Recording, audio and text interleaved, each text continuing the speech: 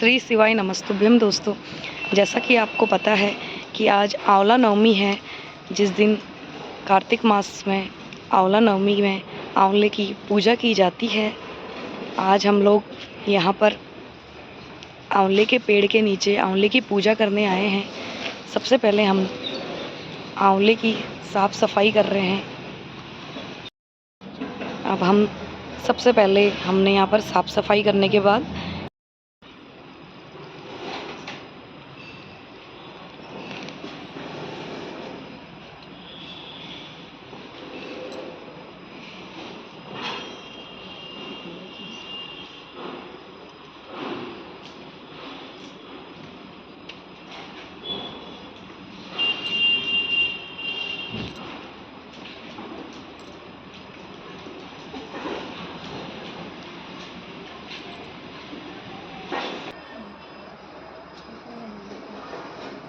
अभी 5 पूरी हो रही है।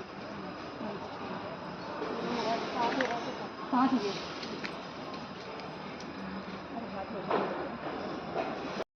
अब यहाँ पर हम कनक धारा स्रोत का पाठ करेंगे।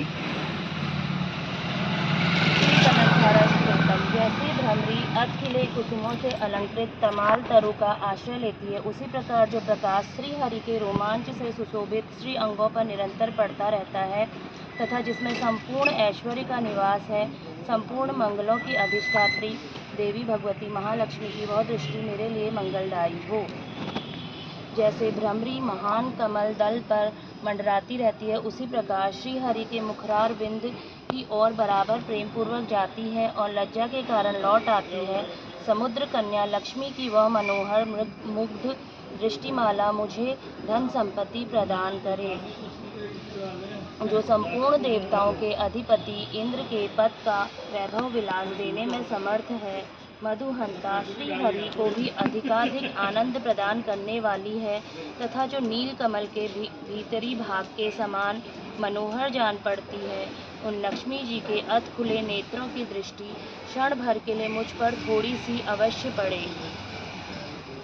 शेष साई भगवान विष्णु की धर्म पत्नी श्री लक्ष्मी जी के नेत्र हमें ऐश्वर्य प्रदान करने वाले हों, जिनकी पुतली तथा बरौनिया अनंग के वशीभूत हो, अध खुले किंतु साथ ही निर्निमेष नयनों से देखने वाले आनंद कंद श्री मुकुंद को अपने निकट पाकर कुछ तिरछी हो जाती है। जो भगवान मधुसूदन के कौस्तुभ मणि मंडित वक्ष स्थल में इंद्र नीलमयी हारावली सी सुशोभित होती है तथा उनके भी मन में प्रेम का संचार करने वाली है, वह कमल कुंजवासिनी कमला की कटाक्षमाला मेरा कल्याण करे। जैसे मेघों की घटा में बिजली चमकती है, उसी प्रकार जो कैटभ शत्रु श्री विष्णु के काली मेघमाला के श्याम सुंदर वक्ष स्थल पर प्रकाशित होती है, जिन्होंने अपने आविर्भाव से भृगुवंश को आनंदित किया है तथा जो समस्त लोकों की जननी है, उन भगवती लक्ष्मी की पूजनीय मूर्ति मुझे कल्याण प्रदान करे। समुद्र कन्या कमला की वह मंद अलस मंथर और अर्धोर मिलित दृष्टि, जिसके प्रभाव से कामदेव ने मंगलमय भगवान मधुसूदन के हृदय में प्रथम बार स्थान प्राप्त किया था, यहाँ मुझ पर पड़े। भगवान नारायण की प्रेयसी लक्ष्मी का नेत्र रूपी मेघ दया रूपी अनुकूल पवन से प्रेरित हो, दुष्कर्म रूपी धाम को चिरकाल के लिए दूर हटाकर विषाद रूपी धर्मजन्य ताप से पीड़ित मुझे दीन रूपी चातक पर धन रूपी जलधारा की दृष्टि करें।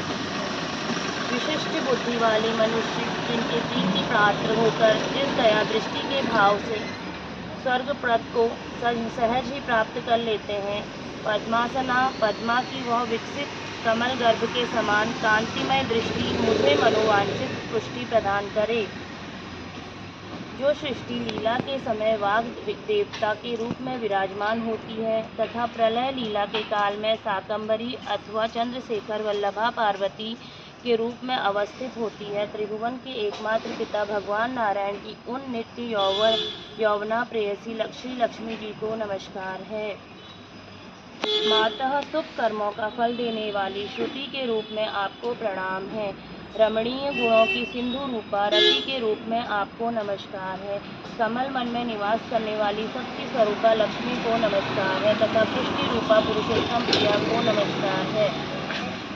कमल वदना कमला को नमस्कार है। क्षीर सिंधु सभ्यता श्री देवी को नमस्कार है। चंद्रमा और सुधा की सगी बहन को नमस्कार है।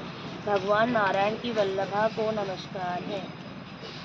कमल सदृश नेत्रों वाली माननीय माँ, आपको आपके चरणों में किए गए प्रणाम। संपत्ति प्रदान करने वाले, संपूर्ण इंद्रियों को आनंद देने वाले, साम्राज्य देने में असमर्थ और सारे पापों को हर लेने के लिए सर्वथा उद्यत हैं।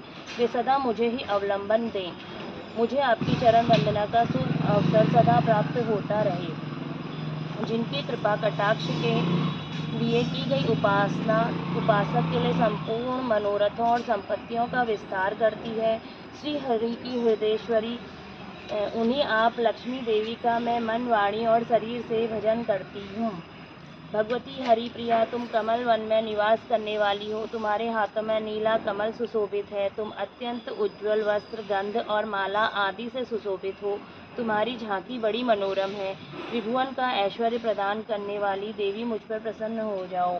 दिग्गजों द्वारा सुवर्ण कलश के मुख से गिराए गए आकाशगंगा के निर्मल एवं मनोहर जल से जिनके श्री अंगों का अभिषेक संपादित होता है, संपूर्ण लोकों के अधीश्वर भगवान विष्णु की गृहिणी और क्षीर सागर की पुत्री उन जगजननी लक्ष्मी को मैं प्रातःकाल नमन करता हूँ। कमल नयन के केशव की कमनीय कामिनी कमले, मैं अकिंचन मनुष्यों में अग्रगण्य हूँ, अतएव तुम्हारी कृपा का स्वाभाविक पात्र हूँ। तुम उमड़ती हुई करुणा की बाढ़ की तरह तरंगों के समान कटाक्षों द्वारा मेरी ओर देखो। जो मनुष्य इन स्थितियों द्वारा प्रतिदिन वेद त्रयी स्वरूपा त्रिभुवन जननी भगवती लक्ष्मी की स्तुति करते हैं, वे इस भूतल पर महान, गुणवान और अत्यंत सौभाग्यशाली होते हैं तथा विद्वान पुरुष भी उनके मनोभावों को जानने के लिए उत्सुक रहते हैं। इसी कनकधारा स्तोत्र समाप्त।